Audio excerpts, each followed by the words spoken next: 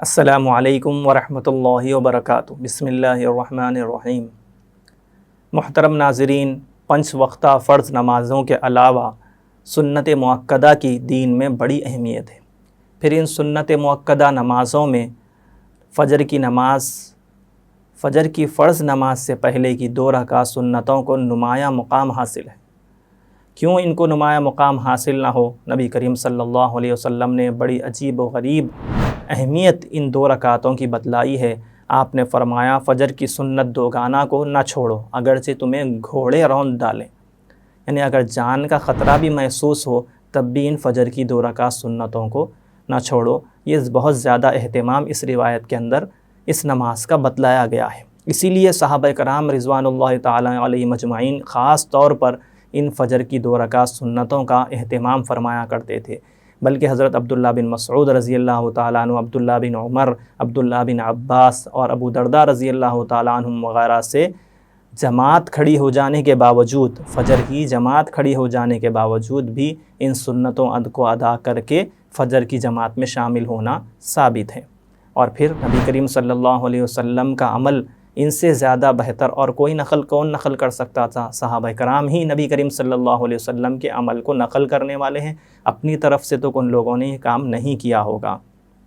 اور اسی بنیاد پر صحابہ کرام کے عمل اور نبی کریم صلی اللہ علیہ وسلم کے روایتوں کی بنیاد پر ائمہ 4 میں سے امام ابو حنیفہ رحمۃ اللہ علیہ اور امام مالک رحمۃ اللہ علیہ کا موقف یہ ہے کہ جماعت کھڑی ہونے کے بعد بھی فجر کی سنتیں ادا کی جائیں گی، اور یہ صرف فجر کی سنتوں کے ساتھ خاص ہے۔ کسی اور سنت مؤکدہ کو جماعت کھڑی ہونے کے باوجود نہیں پڑھا جائے گا۔ اگر ہم مسجد میں آئیں اور جماعت کھڑی ہو چکی ہے تو سنتیں چھوڑ کر ان فرض نماز میں شامل ہو جانا چاہیے، جماعت میں شامل ہو جانا چاہیے۔ نبی کریم صلی اللہ علیہ وسلم نے یہی فرمایا ہے۔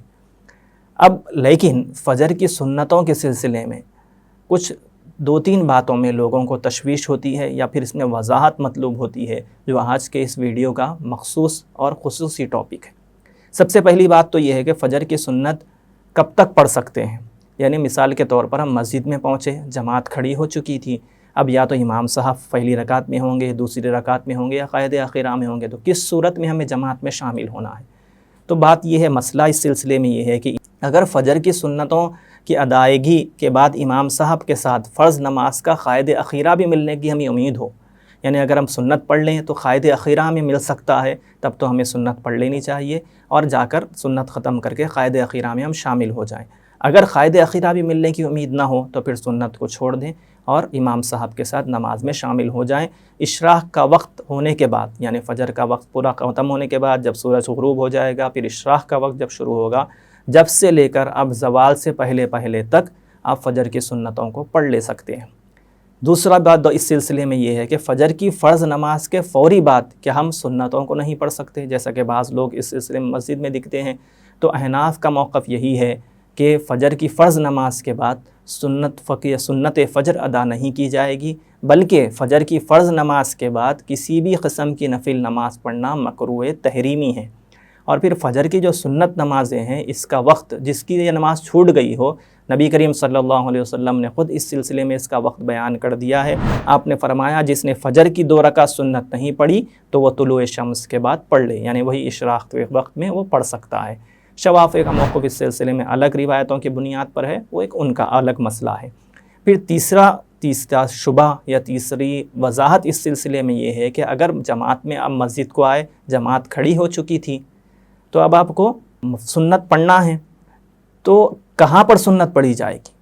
تو اس سلسلے میں وضاحت یہ ہے کہ سنت جو ہے صفوں میں شامل ہو کر امام کے بالکل پیچھے نہیں پڑھی جائے گی، بلکہ صفوں سے ہٹ کر کوئی ہال وغیرہ ہے، وہاں پر مسجد کے باہر صحن ہے، وہاں پر پڑھ لیجئے، کسی پلڑ یا ستون کے آڑ میں پڑھ لیجئے، یا پھر جو ہے مسجد کے صفیں ہیں، بڑی مسجد ہے، کونے میں ہٹ کر پڑھ لیں گے تو پتہ نہیں ہے، وہ تو مسجد کے صفوں میں شامل ہونا نہیں سمجھا جائے گا، تو اس طرح ہٹ کر پڑھیں گے۔ صفوں میں شامل ہو کر امام کے بالکل پیچھے سنت نماز پڑھنا یہ مکروہ ہے۔ اب چاہے اب جس کونے میں آپ نماز پڑھ رہے ہیں وہاں پر امام کی قرأت کی آواز آتی ہو یا نہ آتی ہو، اس سے کوئی مسئلہ نہیں ہے، بلکہ آڑ میں پڑھنا چاہیے، صفوں میں شامل ہو کر نہیں پڑھنا چاہیے، اس طرح نماز پڑھنا مکروہ ہے۔ اور اسی بنیاد پر اگر مسجد بالکل چھوٹی ہو، 2-3 صف والی مسجد ہو، ایک خانہ ہو جیسا کہ مسجد کا ہوتا ہے، جس کے اندر بالکل ایک 15-20 آدمی کی گنجائش ہوتی ہے، تو وہاں پر اگر جماعت کھڑی ہو چکی ہے فجر کی، تو اگر آپ فجر کی سنت پڑھیں گے تو ایسا ہی محسوس ہوگا کہ یا تو امام کے پیچھے یہ شخص بھی نماز میں شامل ہے یا صفوں میں شامل ہے۔ تو ایسی چھوٹی مسجد ہے تو وہاں پر جماعت کھڑی ہونے کے بعد فجر کی سنتوں کو مؤخر کر دیا جائے گا، نماز میں شامل ہو جائیں گے آپ اگر جائیں گے تو، پھر اشراق کا وقت نکلنے کے بعد آپ ان سنتوں کو ادا کر سکتے ہیں۔ یہ بات کلیئر ہو گئی، 2-3 چیزیں اس میں وضاحت مطلوب تھی وہ بھی ادا ہو گئیں۔ اللہ تبارک و تعالیٰ ہمیں سمجھنے کو آسان فرمائے اور سنتوں کے مطابق اپنی زندگی کو ڈھال لیں گے توفیق نصیب فرمائے۔ آخر میں درخواست یہ ہے کہ ویڈیو کو لائک کریں، شیئر کریں، ہمارے چینل زاد مسلم کو سبسکرائب کریں۔ کسی اور ٹاپک پر کوئی اور ویڈیو بننی چاہیے تو کمنٹ سیکشن میں کمنٹس کر کے ضرور بتلائیں۔ جزاکم اللہ خیر۔